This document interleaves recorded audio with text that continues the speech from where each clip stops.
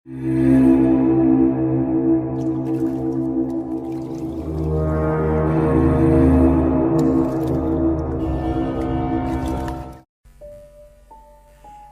datang di Cerita Bebas Channel.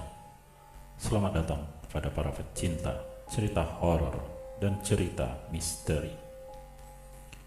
Di video kali ini, kembali saya akan membawakan sebuah kisah misteri, yaitu kisah misteri di kosan tetangga kontrakan yang suka cekikikan tengah malam. Kisah horor tentang cerita hantu biasa menghiasi kehidupan masyarakat yang tinggal di kosan maupun kontrakan. Pengalaman mistis yang kerap muncul antara lain adanya gangguan, suara-suara aneh, hingga barang-barang yang bergerak sendiri. Salah satunya yang dialami warga kontrakan pemilik akun Facebook Farhana Anis yang belum lama ini jadi sorotan.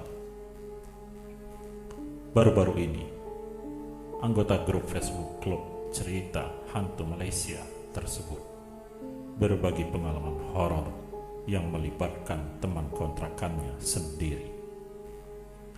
Dikiranya teman, ternyata makhluk lain. Kedengarannya sangat menyeramkan, bukan? Berikut cerita selengkapnya. Ini adalah pengalaman di rumah kontrakan saya 4 tahun yang lalu.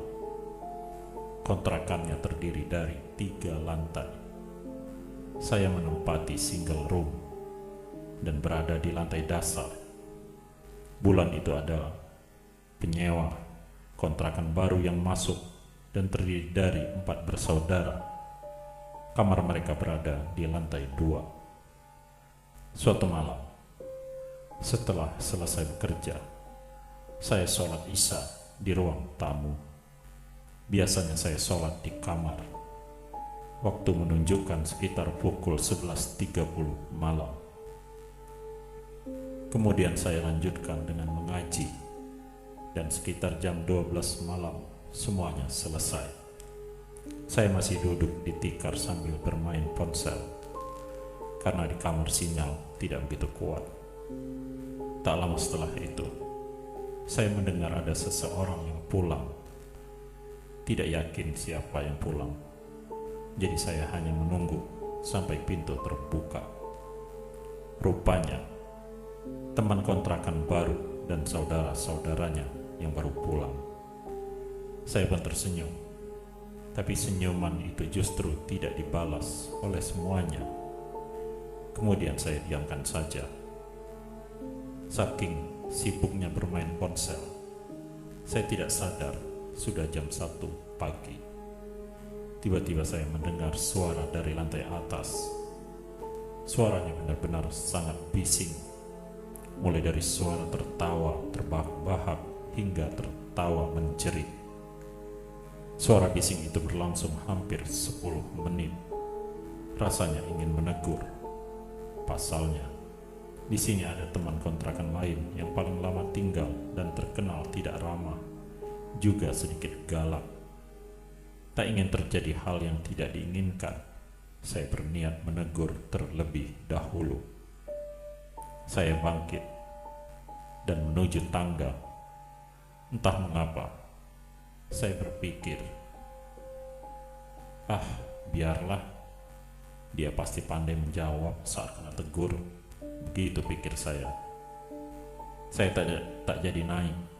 Saya pun masuk ke kamar dan beristirahat.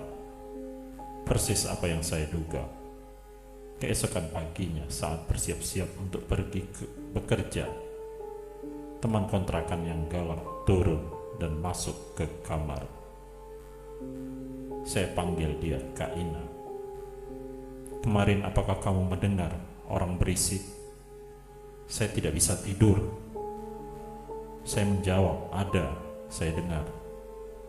Kak Ina menjawab, kamu tahu tidak? Saya pergi ke ruangan itu. Kakak beradik itu yang ribut. Tapi saat saya mengetuk pintu, tidak dibuka. Saya belum sempat menjawab. Kak Ina kemudian pergi dan terlihat benar-benar marah. Malam itu, setelah pulang kerja, saya menegur kakak beradik itu di halaman belakang dan menceritakan tentang hal kemarin.